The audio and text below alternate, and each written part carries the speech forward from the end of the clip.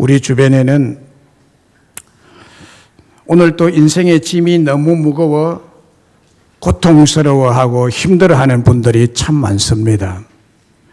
인생의 짐으로 인해 자신의 삶에 지쳐서 때로는 생각이 혼란스러운 상태를 가지고 살아가고 있습니다.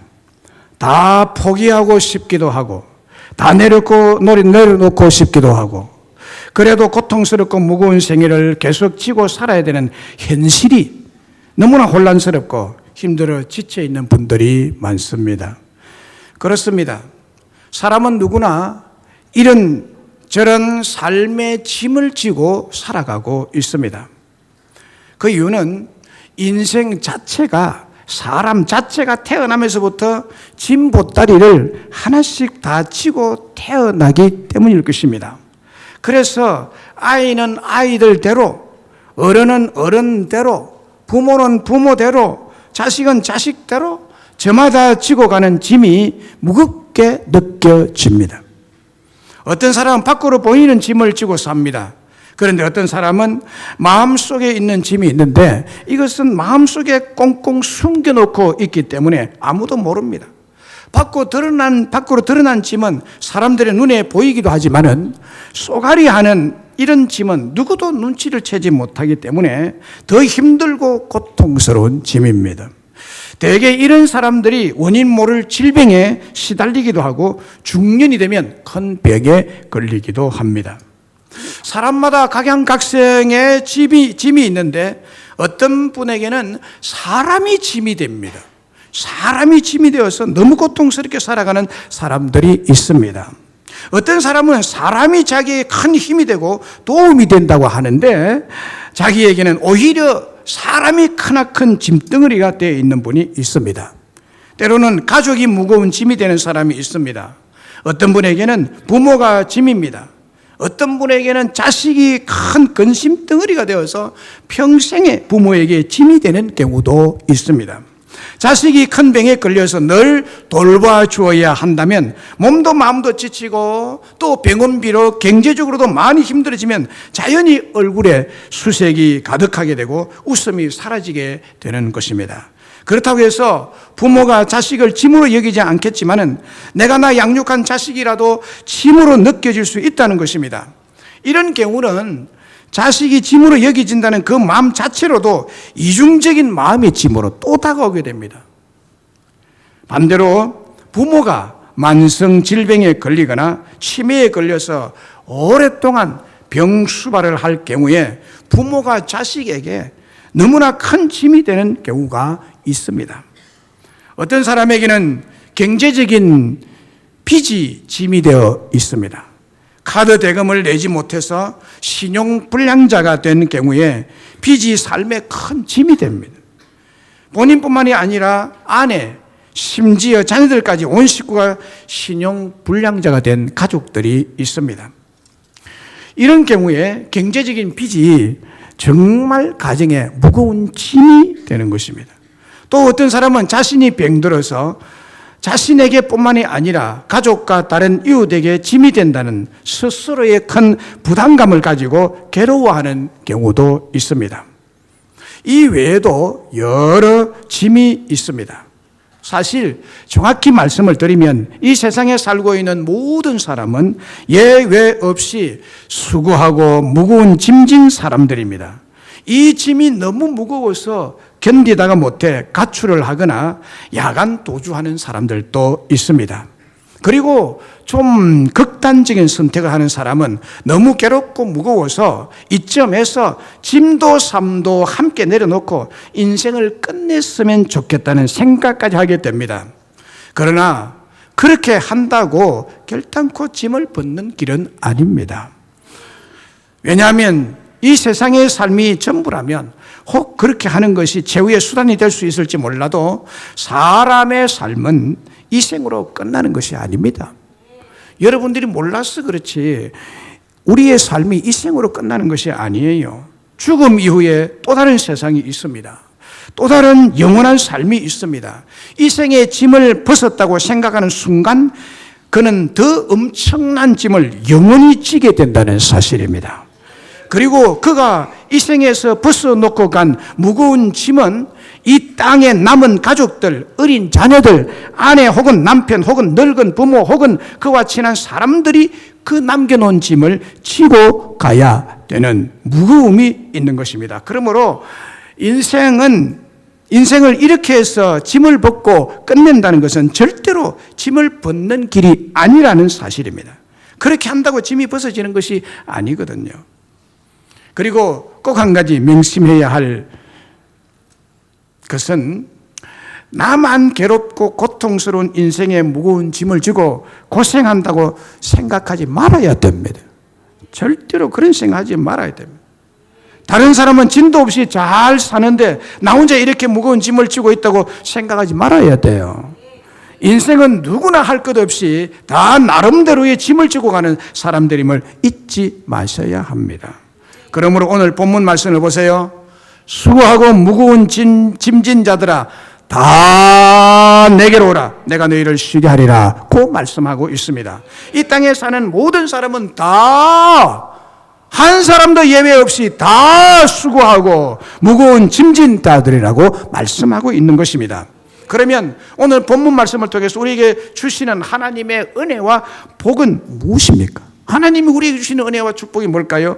그것은 예수님이 수고와 무거운 짐진 우리를 자기 곁으로 부르셨다는 사실입니다. 우리 곁으로, 주님 곁으로 부르셨다. 예수님 곁으로 부르셨다는 거예요. 이 사실이 하나님께서 우리에게 주시는 은혜와 축복인 줄로 믿습니다. 28절에 수고하고 무거운 짐진 자들아 다 내게로 오라. 내가 너희를 쉬게 하리라고 했습니다. 여기에 수고하고 무거운 짐진 우리들 한 사람 한 사람을 예수님 가까이, 예수님 곁으로 오라고 부르시는 사랑의 음성, 은혜의 음성, 축복의 음성입니다. 수고하고란 원어는 코피아노라는 단어입니다. 헬라 원어에 수고하고란 단어가 코피아노인데 피곤하게 되다, 지치다, 열심히 일하고 수고해서 극도로 피곤하다, 녹초가 되다라는 뜻을 가진 단어입니다. 원어의 발음대로 한다면 열심히 노력하고 수고를 아끼지 않다가 코피가 터지도록 녹초가 된 상태라는 거예요. 그리고 무거운 짐진 자란 사명의 짐, 삶의 짐, 율법을 지켜야 한다는 짐, 또 앞에서 설명한 사람의 짐, 경제적인 빚의 짐, 병이 덜므로 무거워지는 짐이 있다고 했습니다. 이런 짐진 자들을 부르시고 계십니다. 오늘 여러분들을 부르신 주님은 여러분들에게 짐이 있기 때문에 내가 그 짐을 가볍게 해주겠고, 내가 그 짐을 해결해 주겠고, 내가 그 짐을 져주겠다고 여러분들을 부르신 줄로 믿습니다. 저에게 이 말씀이 떨려요. 수고하고 있는 김 목사야, 무거운 짐을 지고 가는 김 목사야, 내게로 오라. 내가 너를 쉬게 하겠다고. 저를 부르시고 여러분도 꼭 같이 여러분의 이름을 부르시고 계십니다.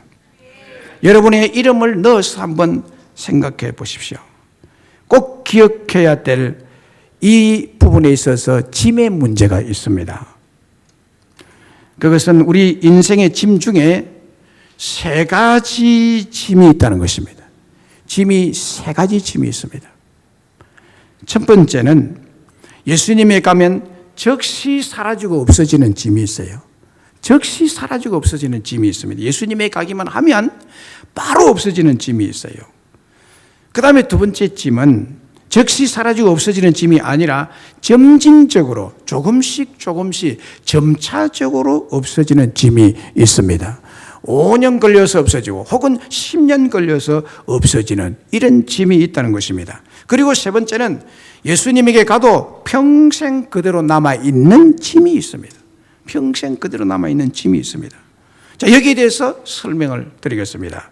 첫째 짐입니다. 예수님에게 가면 즉시 사라지고 없어지는 짐이 있습니다. 그 중에 가장 대표적인 하나의 짐이 죄의 짐입니다. 제 짐은 예수님에게 가자마자 즉시 없어집니다. 우리 하나님이 그렇게 역사하시는 분이세요. 죄짐을 지고 있는 우리 모두에게 예수님에게 가는 즉시 죄짐은 사라지게 되어 있습니다. 이 지구상의 모든 사람이 지고 있는 가장 무거운 짐인 동시에 가장 무서운 짐이 죄의 짐입니다. 자신이 저지른 죄로 인해 죄의식과 죄책감에 모든 사람은 시달리고 있습니다.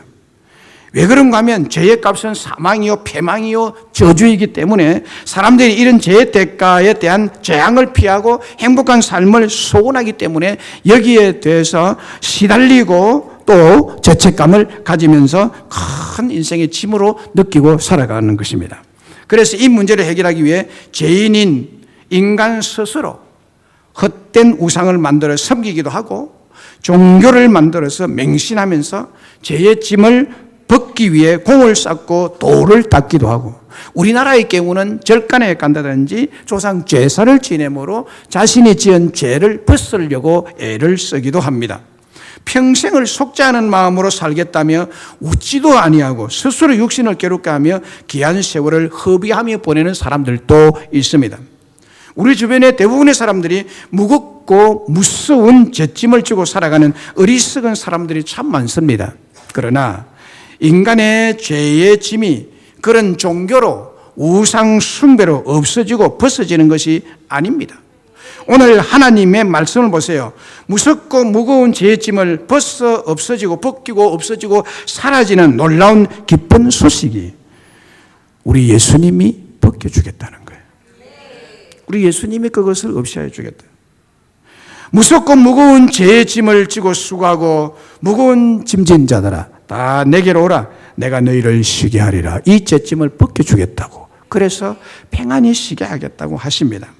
예수님이 우리를 부르시고 우리의 죄짐을 벗겨주시고 대신 져주시고 우리에게 자유와 평안과 쉼을 주시는 분이십니다.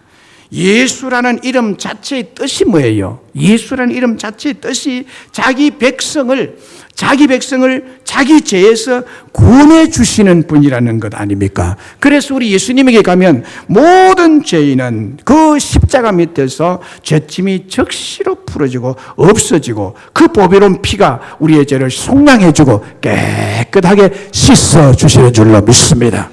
오직 예수님의 피가 우리의 죄를 적시 없애해 줍니다.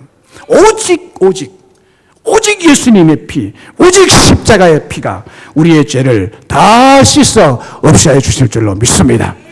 그리고 예수님에 가면 즉시 사라지고 없어지는 짐 중에 또 하나는 근심과 걱정의 짐입니다.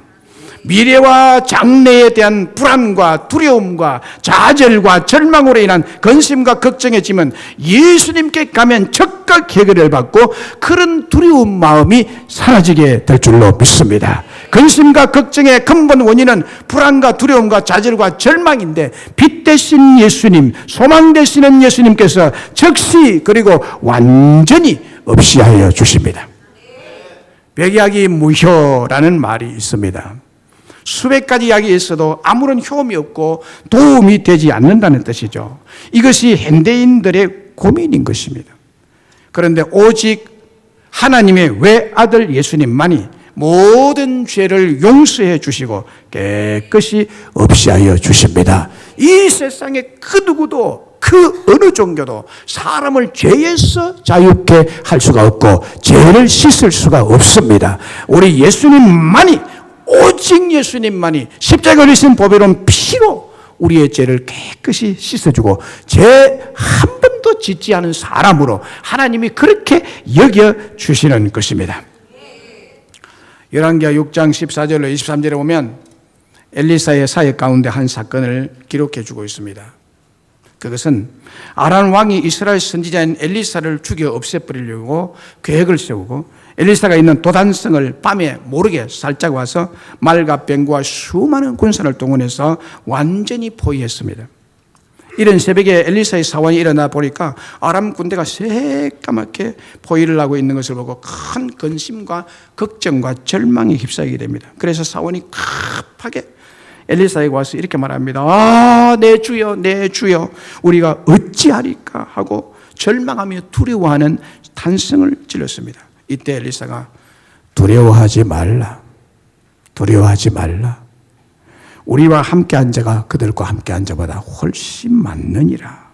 그러면서 엘리사가 그 게하시 사환의 눈을 열어서 보게 하는데 눈이 떠서 영적인 눈이 떠서 보니까 엘리사를 또 둘러싸고 있는 하늘의 천군 천사가 아람 군대보다 훨씬 많고 훨씬 강건한 군인들이 쫙 둘러서 보호하고 있는 것이 보였습니다. 그것을 보고는 절망이 싹 순식간에 사라져 버렸습니다. 우리 하나님은 우리의 근심과 걱정과 절망과 죄짐의 죄의식에서 완전히 즉시 없애주시는 하나님이 되십니다. 둘째 짐입니다. 이 짐은 즉시 사라지고 없어지는 짐이 아니라 점진적으로 조금씩 점점 없어지는 짐이 있습니다. 모든 짐이 예수님에 나아간다고 해서 즉시 사라지는 것은 아닙니다. 어떤 짐은 점진적으로 시간 흐름에 따라서 없어지는 짐이 있습니다. 이것은 죄를 지은 결과가 원인이 되어서 나타난 짐입니다. 예를 들면 도둑질하지 말라. 하나님의 계명에 또 성경에 도둑질하지 말라고 남의 물건을 탐하지 말라고 가르쳐 줬는데도 도둑질하다가 붙잡혀서 감옥살이를 하게 되었습니다. 이 일로 가정이 불행해지고 다니던 직장도 잃게 되었습니다. 이런 사람이 지고 있는 감옥살이와 가정의 피해, 직장에 쫓겨나는 고통과 형벌의 짐 얼마나 무겁습니까? 이래서 예수님에 나아간다고 즉시 이 모든 것이 원상복구되는 것은 아니잖아요. 형을 살아야 됩니다. 예수님을 믿어도 형을 살아야 돼요. 형의 기간이 지나야 그 짐이 벗어지고, 그리고 가정이 정상으로 회복이 되고, 이거는 시간이 지나야 되죠. 시간이 지나서 그가 감옥에 가서 예수를 믿었을 때, 예수님께 나갔을 때 즉시 없어지지 않습니다. 그 형이. 예수 믿는다고 죄지은 형을 받아 3년 감옥살이 형을 받았다고 합시다. 그게 없어집니까? 안 없어지죠. 3년이라는 세월이 흘러야 되는 거예요. 그렇잖아요. 그죠?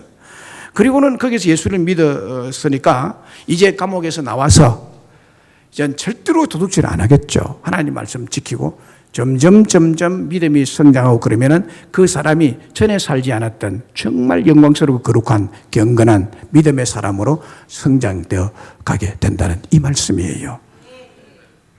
또 하나 예를 든다면 간음하지 말라고 했는데 성적으로 죄를 범함으로 형을 살게 되고 가정이 깨어지고 아내와 헤어지고 아이들은 뿔뿔이 흩어져 버렸습니다.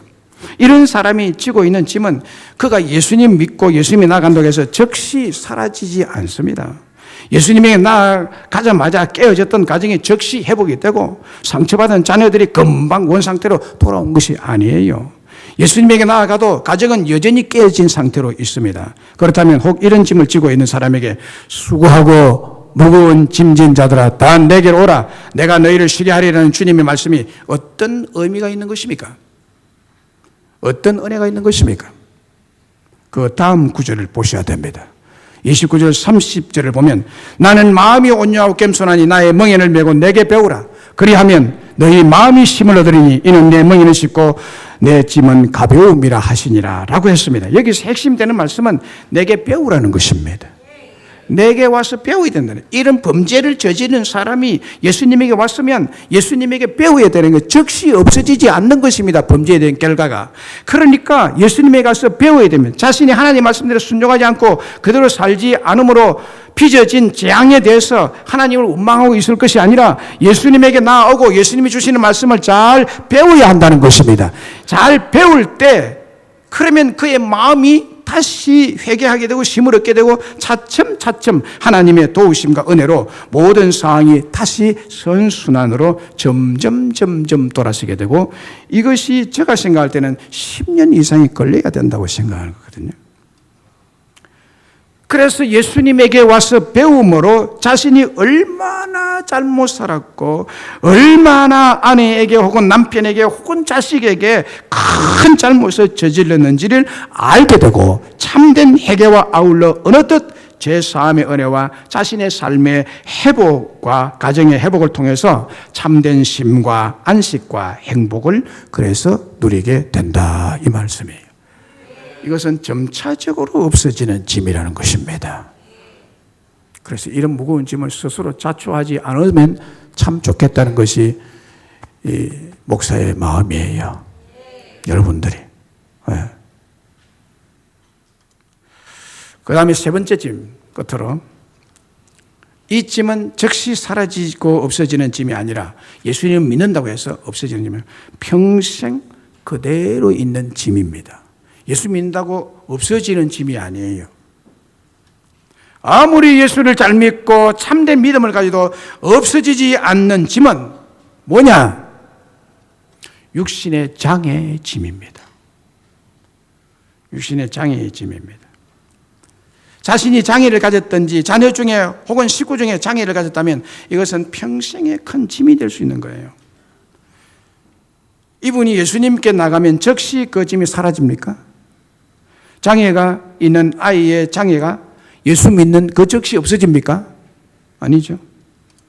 물론 하나님의 특별 은총인 기적으로 치유를 받을 경우가 있지만은 성전 미문에 앉았던 사람, 약 40살 된 사람이 나면서부터 한 번도 그런 적이 없는 이 장애인이 예수의 이름으로 그 자리에서 바로 일어서서 장애가 완전히 없어져 버리고 정상인으로 되어서 뛰고 달리고 하나님께 찬양을 돌린 이런 사건이 사도행전에서 소개되지만은 그런 경우는 거의 없습니다, 여러분. 일반적으로 예수님께 나아가도 기도를 많이 해도 그 장애는 여전합니다. 그러면 예수님께 5년 혹은 10년을 배우면 그 장애가 사라질까요? 그렇지도 않습니다. 다시 29절 30절을 보세요. 나는 마음이 온유하고 겸손하니 나의 멍에를 메고 내게 배우라. 그리하면 너희 마음이 힘을 얻으리니 이는 내 멍에는 쉽고 내 짐은 가벼움이라 하시니라 라고 했습니다. 여기에 답이 있습니다. 없어지지 않는 짐을 가진 자들이 주목해야 할 것은 나의 멍에를 메고입니다. 나의 멍에를 메고. 예수님의 멍에입니다. 예수님께서 메어주시는 멍에를 메라는 것입니다.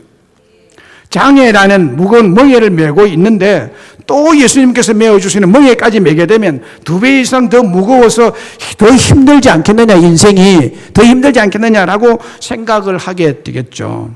그러나 그게 아니라는 것입니다. 예수님의 멍에를 메면 내 멍에는 없어진다는 거예요.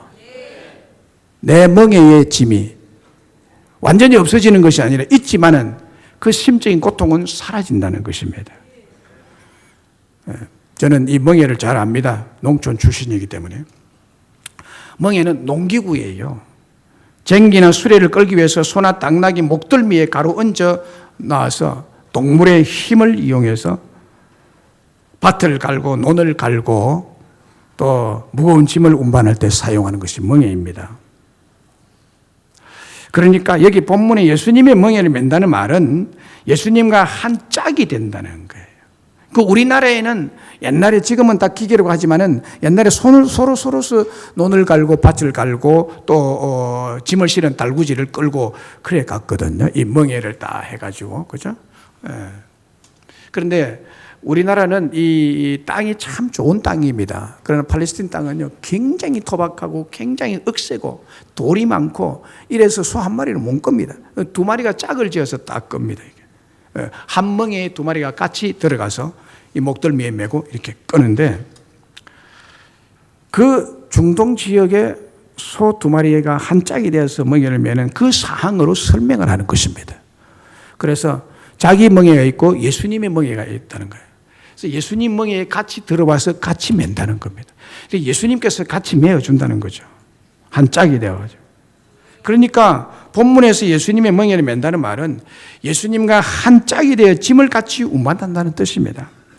예수님의 멍에를 맨다는 것은 지금까지 혼자의 힘으로 짐을 끌던 것을 예수님과 함께 그 무겁고 무서운 짐을 지고 가기 때문에 짐의 무게가 100분의 1, 1000분의 1로 줄어들게 되어서 너무나 쉽게 삶을 살아갈 수 있게 된다는 것입니다.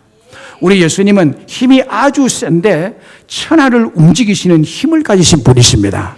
전능하신 하나님이십니다. 그 예수님께서 힘을 다 쓰신다는 거예요. 예수님이 힘을 다 쓰신다는 거예요. 그래서 장애가 장애 같지 않은 삶을 살도록 만들어 주겠다는 것입니다.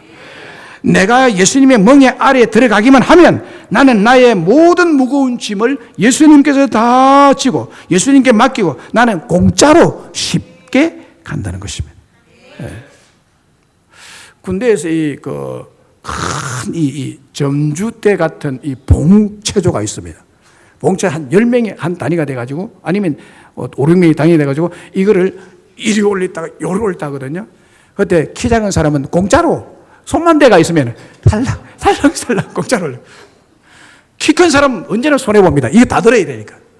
그래서 키 큰 사람을 양쪽 끄트머리에 둘이 딱 세웁니다. 키 작은 사람이 해봐야 잘 안 되니까. 키 작은 사람 공짜로 손 올리면 힘 안 쓰고 살랑살랑 넘어가요. 꼭 그와 같다는 거예요. 우리 예수님이 멍에를 매주니 인생의 무거운 짐을 예수님이 세계를 움직이는 힘으로 예수님이 주가겠다.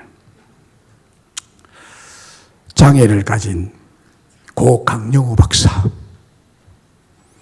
헬런 켈러, 송맹이 시인 등등은 예수님을 만나기 전까지 자신의 장애로 말미암아 또 자신으로 향한 환경으로 인해서 그 인생의 절망적인 무거운 짐 때문에 자신의 삶을 저주하며 마음과 정신과 영혼은 언제나 외롭고 답답하고 흑암의 한가운데서 삶은 완전히 망가지고 깨어진 질그릇이었습니다. 몇 번이고 자살을 하려고 시도했던 사람들 아닙니까? 그러나 인생에 진정한 힘을 주시며 이 무거운 멍에를 대신 져주심으로 장애는 그대로 있지만은 참된 인생의 의미를 알게 되고 자유와 행복을 노래하며 살아계신 하나님을 증거하며 살았고 지금도 살고 있는 사람이 있습니다. 여러분, 강영우 박사 그 신앙이 얼마나 좋았습니까?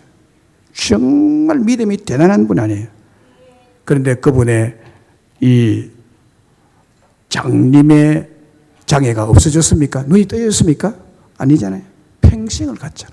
그러나 그는 장님인 장애를 극복하고 그렇게 행복한 삶을 그는 살 수가 있었던 것입니다. 평생에 가는 짐이지만 예수님과 함께 짐을 지고 가니까 그는 건강한 눈을 가진 사람보다 더 행복한 삶을 살고 건강한 눈을 가진 부모보다도 그 자식을 너무나 잘 훌륭한 자녀로 양육시켜 놓았지 않습니까? 이런 말씀이에요. 이런 말씀이에요. 내 멍에를 메고 내게 배우면 인간의 참된 힘을 얻게 된다는 말씀이 이것입니다. 그러면 어떻게 해야 수고 무거운 짐을 예수님께 맡길 수 있을까요? 오늘 본 말씀대로 예수님에게 가서 예수님에게 나와서 예수님 멍에를 메고 배워야 하는 것입니다. 배워야 하는 것입니다.